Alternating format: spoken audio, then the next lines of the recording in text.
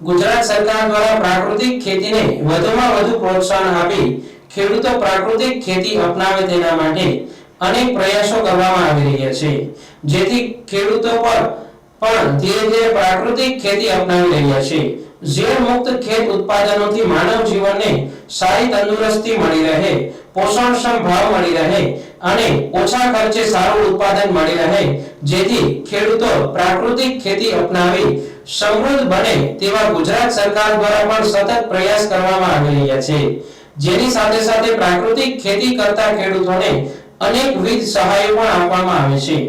રાજ્યમાં અનેક પ્રાકૃતિક હાટ ખોલવામાં આવી રહ્યા છે, જ્યાં ખેડૂતોને પ્રાકૃતિક ખેત પેદાશોમાં સારા એવા બજાર ભાવ પણ મળી રહ્યા છે।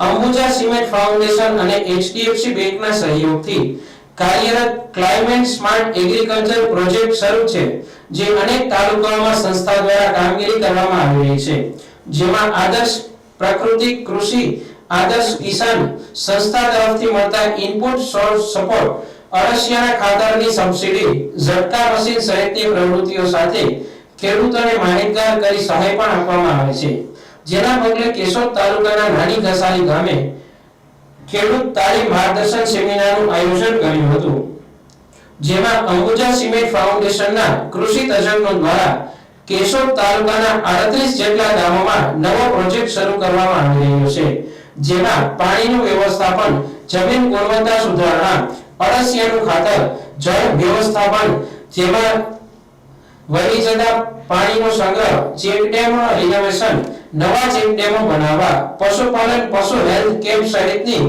સંસ્થાની કામગીરી અને જેનાથી ખેડૂતોને થતા ફાયદા વિશે માર્ગદર્શન આપવામાં આવ્યું હતું। અંબુજા સિમેન્ટ ફાઉન્ડેશન અને એચડીએફસી બેંકના સહયોગથી કાર્યરત ક્લાઇમેટ સ્માર્ટ એગ્રીકલ્ચર પ્રોજેક્ટ, જેમાં એચડીએફસી બેંક દ્વારા નાણાકીય સહયોગ આપવામાં આવે છે અને અંબુજા સિમેન્ટ ફાઉન્ડેશન દ્વારા અમલીકરણ સંસ્થા તરીકે કામગીરી કરે છે, જેના પગલે ખેડૂત મીટિંગમાં વિવિધ વિષયો પર માર્ગદર્શન સહિતના સેમિનાર યોજાયો હતો, જેમાં રોહિતભાઈ Kumar Khaniya, project senior officer, ઋષિતાબેન Kher, project senior officer, Nita Jodasama, field facilitator, ઋષિતભાઈ ખેર, ફિલ્ડ ફેસિલિટર, વિશાલભાઈ ડોડિયા, ફિલ્ડ ફેસિલિટર સહિતનો સ્ટાફ ઉપસ્થિત રહ્યો હતો। આ સેમિનારમાં નાની ઘસારી ગામના ખેડૂતોએ ઉપસ્થિત રહી માર્ગદર્શનનો લાભ લીધો હતો। નમસ્કાર ખેડૂત મિત્રો, અંબુજા ફાઉન્ડેશન વતી હું આપનું હાર્દિક સ્વાગત કરું છું। મારું નામ Kumar Khaniya Rohit, senior project officer, Ambuja foundation. Keshod તાલુકાના નાની ઘસારી ગામે અમે ખેડૂત તાલીમનું આયોજન કર્યું હતું। હાલ અમે કેશોદ તાલુકામાં નવો પ્રોજેક્ટ શરૂઆત કરી રહ્યા છીએ, જેનો મુખ્ય હેતુ પાણીનું વ્યવસ્થાપન અને જમીનની જે ગુણવત્તા સુધારવું તેના ઉપર રહેલો છે। કેશોદ તાલુકાના 38 ગામોમાં અમે આ પ્રોજેક્ટ અંતર્ગત કામ કરવા જઈ રહ્યા છીએ, જેના નાણાકીય સહયોગ જે છે એચડીએફસી બેંક તરફથી મળેલો છે અને અંબુજા ફાઉન્ડેશન જે છે એ અમલીકરણ સંસ્થા છે। તો એ અંતર્ગત અમે ઘણા આયામો ઉપર કામ કરશું, જે અંતર્ગત જમીનની ગુણવત્તા સુધારવા માટે થઈને અમે ખેડૂત તાલીમોનું આયોજન કરશું, ખેડૂતોના પ્રેરણા પ્રવાસ કરશું। હરેક ગામમાં અમારું એક આઈડિયલ મોડેલ ફાર્મ હશે, તેના અંતર્ગત જે ખેડૂતોને સરળ પ્રેક્ટિસિસ જે છે એ કરશે અને એના થકી નેચરલ ફાર્મિંગનો વ્યાપ વધશે। ત્યારબાદ અમે જૈવિક ઇનપુટો જે છે એમાં પણ સહાય કરશું। ખેડૂતો પોતાના ખેતર ઉપર જ અલગ અલગ જૈવિક ઇનપુટો બનાવે તથા અળસિયાનું ખાતર જે છે એ અપનાવે, એના માટે પણ પ્રયાસો કરશું।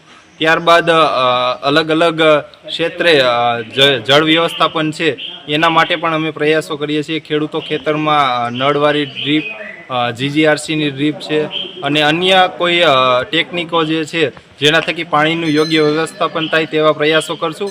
તે સિવાયના જે જળનું વ્યવસ્થાપન છે એ વહી જતા પાણીનો સંગ્રહ વધે એના માટે થઈને ચેકડેમ રિનોવેશન કરશું, નવા ચેકડેમો પણ બનાવશે અને ત્યારબાદ જે પાણી જે છે એનું જમીનમાં જે સ્તર જે છે નીચું જતું રહ્યું છે એને ઉપર લાવવા માટે થઈને પાણી રિચાર્જના પણ કામો કરશું।